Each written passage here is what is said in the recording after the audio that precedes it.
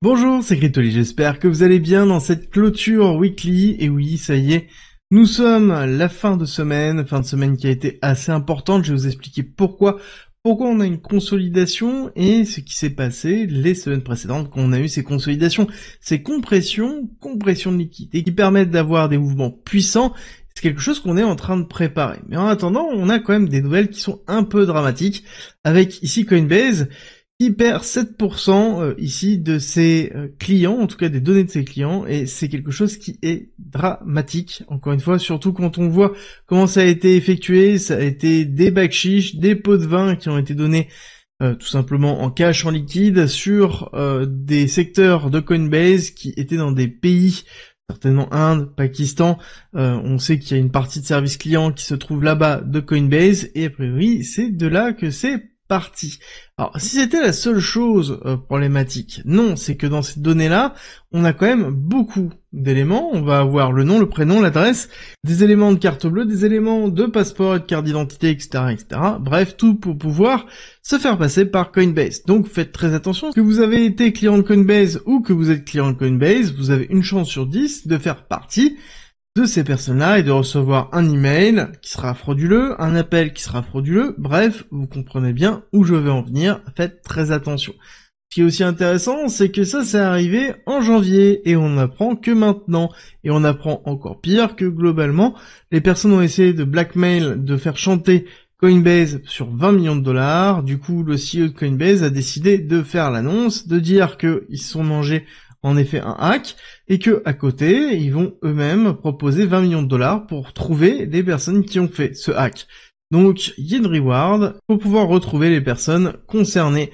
Bon, le plus important, c'est pas tant la reward de 20 millions, c'est surtout le fait que ça a été fait en janvier, qu'on l'apprend maintenant, et on se demande grandement pourquoi. Ah oui, c'est vrai, on avait oublié que Coinbase est en train de rejoindre le S&P 500. On peut se demander si ce n'est pas une coïncidence d'avoir retardé l'annonce, bien évidemment.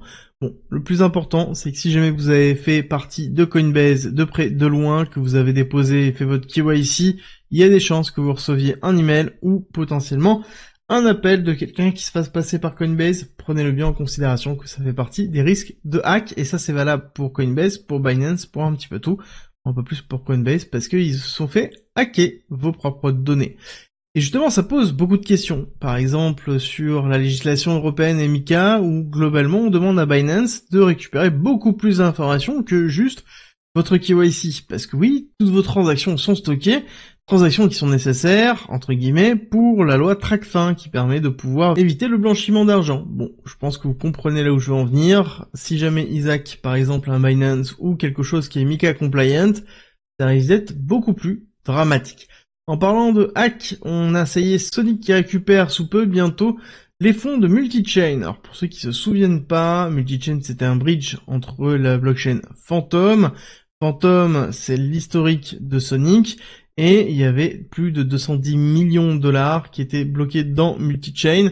Alors on parle d'un hack, mais ce qui est important de comprendre, c'est que le CEO de Multichain a été arrêté en Chine. On n'a plus de nouvelles de lui. C'est ce qui a permis justement de donner l'autorisation de liquider Multichain. Mais ce qui est quand même étrange, c'est qu'on parle quand même ici de pouvoir récupérer les 2 tiers en considérant qu'il y a 1 tiers de perdu sans forcément avoir trop d'informations sur pourquoi on a ce tiers qui a été perdu. Ça, malheureusement, on n'a aucune info sur le comment de ce hack, et ça aurait été très intéressant de l'apprendre.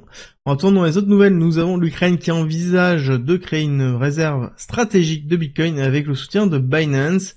Donc, on a plusieurs pays qui commencent à se placer. On l'a déjà vu, on en a déjà parlé, et ça, c'est, voilà, on a un nom, ça y est, qui est en train d'arriver. Je pense qu'on aura certainement d'autres. On a le Wisconsin qui a vendu une partie de ses ETF, notamment les ETF qui étaient sur iBit, donc c'est-à-dire sur BlackRock, l'ETF de BlackRock, et qui a leur position de micro-stratégie, mais ça veut dire qu'ils ont vendu 350 millions de dollars de BTC, globalement, pour faire très simple, alors que le Wisconsin est considéré comme étant un État pro-BTC et qui défend ici la réserve stratégique de Bitcoin et de ne pas, en fait, vendre ses BTC. Là, on trouve quand même quelque chose d'assez antinomique sur le premier trimestre 2025, à surveiller ce qui va se passer par la suite, mais ça nous montre bien que même si on a des directives qui sont politiques, la réalité c'est que ça se passe quand même autrement et on peut avoir des sell-off qui peuvent avoir lieu comme ça et ça fait quand même plutôt mal au niveau de BTC et surtout de la réputation. En attendant, en parlant de réputation, nous avons BlackRock, le géant de l'investissement, qui continue à développer ici BUIDL en lançant le premier protocole, enfin la première intégration dans un protocole DeFi classique en utilisant Euler sur Avalanche. Alors, Euler, c'est une grosse plateforme qui sert de faire des emprunts et des prêts et des multiplications.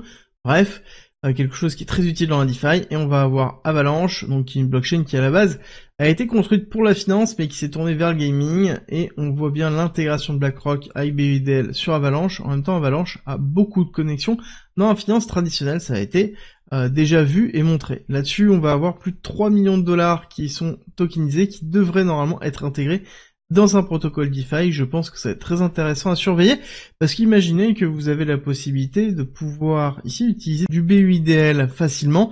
Alors je rappelle que c'est une tokenisation des bons au trésor américains sur du court, moyen, long terme, avec la possibilité de pouvoir les vendre instantanément et de récupérer les rendements jour à jour, minute à minute quasiment. Quelque chose qui est très intéressant et qui est très proche de ce qu'on connaît déjà en finance décentralisée et qui montre vraiment l'intégration qu'on commence à avoir petit à petit entre la finance tradi et le monde de la finance décentralisée, donc la blockchain. Pour continuer dans les analyses techniques et dans les actualités, on va faire un tour sur le Nasdaq. Nasdaq qui n'a pas bougé hier, hein, vraiment comprimé en termes de volume. Je pense que ça risque d'être un peu la même chose sur cette dernière journée, alors que normalement le dimanche, on est censé avoir un petit peu plus de volume, et je pense qu'on aura pas forcément grand-chose. On oscillera entre les 21 500 et pour moi, ici, les 21 000.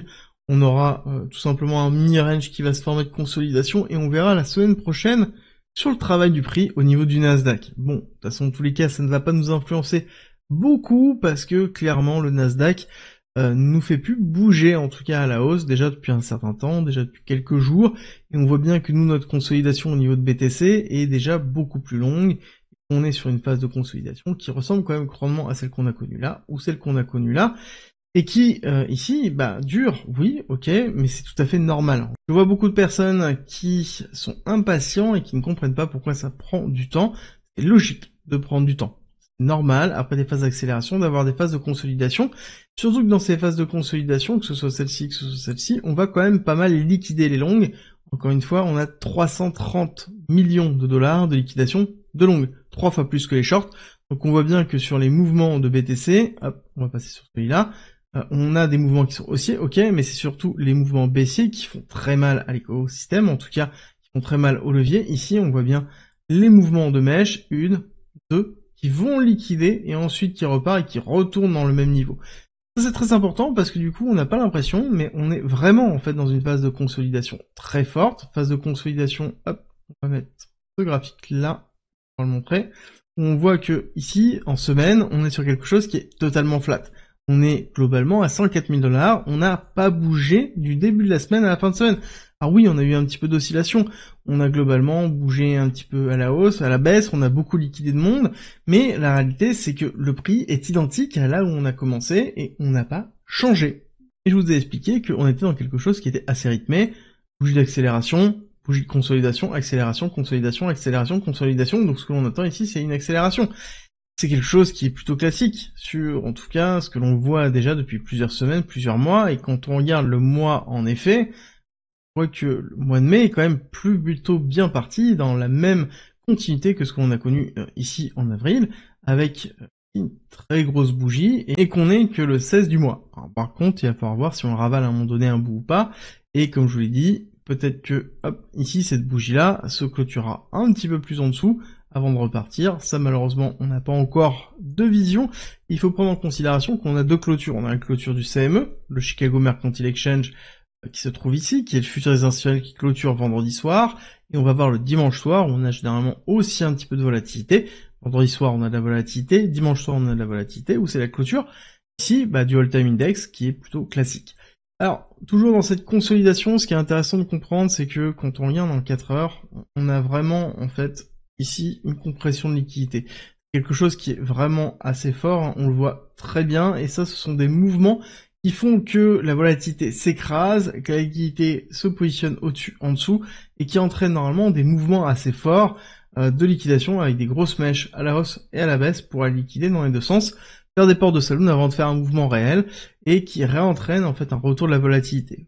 Si vous avez bien suivi, je vous ai expliqué qu'il y avait une baisse de volatilité, ça fait longtemps que je vous l'explique, qu'on est dans des niveaux plutôt bas. Dans ces zones-là, on a tendance à aller chercher la partie haute, donc ça veut dire un retour de volatilité, à minima dans ces zones-là, on aimerait bien peut-être un petit peu plus haut, ça voudrait dire qu'on a une bougie beaucoup plus volatile. Bon, déjà surtout dans ces zones-là, ça sous-entend qu'on aura un mouvement de BTC qui soit à la hausse ou à la baisse, ça importe assez peu, mais ce que l'on veut c'est surtout de la volatilité, parce qu'il y a deux moyens de faire mal à la psychologie humaine. La première c'est un range, c'est la temporalité, d'accord, comprendre que le cours ne va pas bouger ou très peu bouger pendant un certain temps, et qu'on peut rester par exemple longtemps dans une partie basse, hein. Ce qui a fait mal c'était la temporalité en dessous des 90 000 $ et l'incertitude, donc c'est vraiment cette notion de temps qui fait très très mal.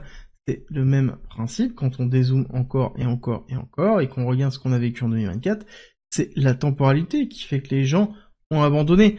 Beaucoup de monde ont abandonné en fait dans ces parties-là. Parce que c'était trop long, c'était trop compliqué, globalement ça faisait que baisser. C'est l'incertitude. Pareil, quand on dézoome encore et encore, toute cette période ici en 2023 qui a été très très longue, 230 jours de tête.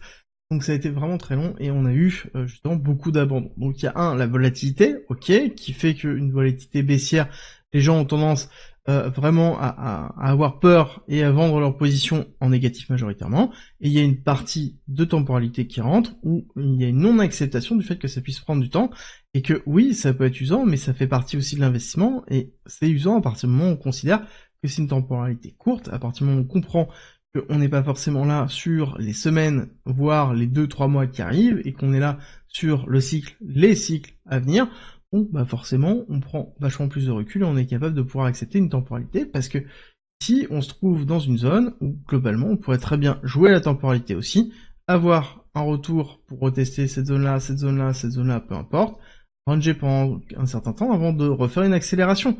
Peut-être en septembre. C'est un scénario qui est éventuel et qu'il faut accepter le fait que potentiellement on parte encore sur des mois de ranging ou que tout simplement on reparte dans une phase d'hyper-accélération. C'est juste que ici notre émotion, notre mental, notre psychologie nous permet pas de pouvoir accepter ça simplement et de pouvoir le gérer simplement. Et il faut aussi prendre en considération que oui, une semaine qui ici range, ce n'est pas grave, et beaucoup de gens disparaissent, laissent tomber, abandonnent, juste sur cette temporalité qui est relativement courte. Donc prenez-le en considération. Et oui, on a une semaine flat. Normalement, si on suit la temporalité semaine à semaine qu'on a pu voir tout à l'heure, si je vous la remets, on devrait avoir normalement une phase d'accélération. Après la clôture de cette bougie sur la semaine prochaine, et clôturer certainement le mois de mai sur un mois très positif. Est-ce que, encore une fois, c'est suffisant 1, 2, 3, 4, 5 bougies pour déterminer une règle? Je ne pense pas, mais c'est juste pour vous montrer qu'il y a une forme de rythme au niveau du cours, et à partir du moment où on comprend ce rythme-là, on continue la tendance. J'espère que cette vidéo vous a plu, j'espère qu'elle vous a aidé. Si c'est le cas et que vous voulez me soutenir, c'est très simple, n'oubliez pas, likez la vidéo et abonnez-vous, et on se retrouve très vite.